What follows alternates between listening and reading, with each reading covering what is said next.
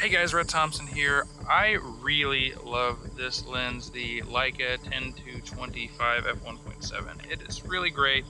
I mean, you got a clickless aperture, you got a clutch focus for pretty much true manual focus, and a really smooth zoom range. It's way more accurate than like the Sigma 18-35 might be.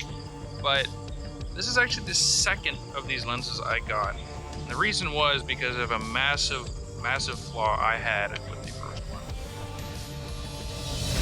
So what was this massive flaw exactly? Well, I got the lens, I used it for just a couple of months, maybe 2-3 months, and started noticing something going on right here above the actual place that says like a 10-25.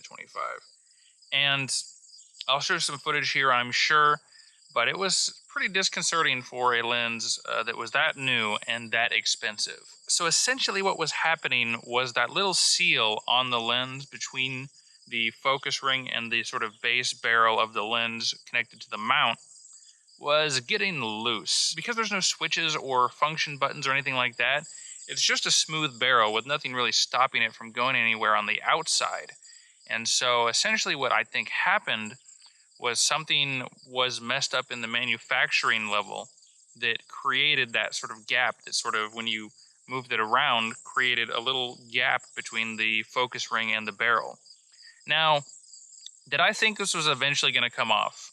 Not really. I mean, maybe I thought that there was a potential that it could be completely or significantly looser than it was at the time. For me, the main concern was really the weather sealing of this lens, which I think is one of the biggest benefits it has over the Sigma 18-35, for example.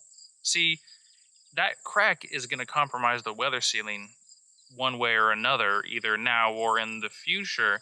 And if you get water inside a lens that's weather sealed because of an issue like that, that is really going to mess up the lens more than that crack by itself ever would. So thanks again to DSLR Film Noob. You can check his channel out here. And it looks like the 10-25 barrel was just sealed on there with glue, and it just comes loose on a couple models, or maybe just some of the oldest ones that are out there. So definitely, I know I never ever would recommend this usually, but this might be one to consider getting new, just for the fact that you're going to get at least a 1-year warranty from most places, and if you can get an extended warranty, just to make sure, one, because the lens is so expensive, and two, because it has that known issue that might crop up, hopefully in the first few months, but at the end of the first year, you'd expect it to have happened by now. So if you do decide to get this lens new, please consider getting it through Amazon and using my affiliate links. It doesn't cost you anything extra, but it helps out the channel a whole bunch. So I called up B&H, they sent me to Panasonic, and I immediately told them what the issue was. I sent it out, and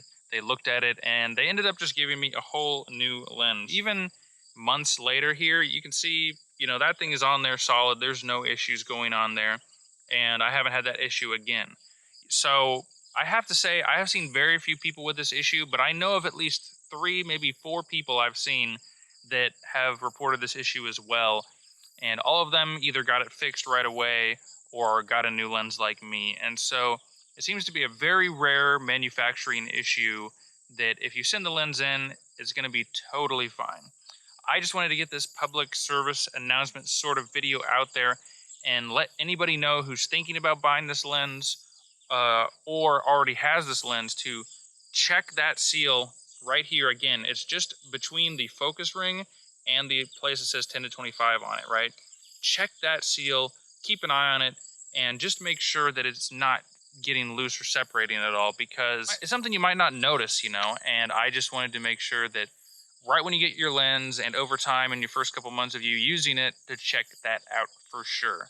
I've had this lens for, I don't even remember how long I've had it for at this point, but you can see how long I've been having this lens and using this lens consistently on my YouTube channel for pretty much every video except for this one, as well as on tons of paid shoots and weddings and things like that. This really is a great lens. It's got tons of features, but you really just got to keep an eye on that. And honestly, if you're someone that is sketched out by something not being super reliable, maybe that turns you off from it, but I really don't think that you have to worry about that. The new lenses coming out don't seem to have that issue.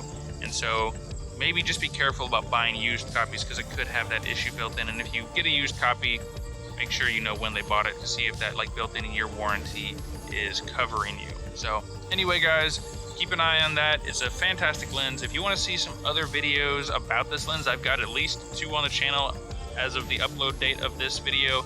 Can't stop talking about it. It's my most used lens for Micro Four Thirds by far, but I just really wanted to get that issue with it out in the open there and let people know that this was something to consider when buying this lens and something to keep in mind if you already have bought this lens. So anyway, appreciate you watching this video. If you made it this far, I assumed you liked it or you learned something from it. And if you did, I would appreciate you hitting the like button. It really helps a lot.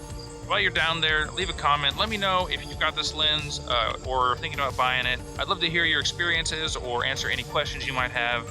And lastly, if you want to see more videos like this on the GH5, on cameras, filmmaking gear, whatever, I would definitely consider subscribing to get notified when my new videos go live. Anyway, once again, I appreciate you stopping by the channel, and I will see you in the next video. Okay guys, this is going to be the post-video thing, and this is a message to Panasonic. Please, Panasonic, make us the big version of this boy. Make us the 25 to 50, make us the 30 to 60, you know, f1.7, all the same features, probably not going to be the same size like a cinema lens, but you know what? I think I'm going to make it a video completely about that lens, that theoretical lens, and why it needs to happen. All right, guys. See you in the next one.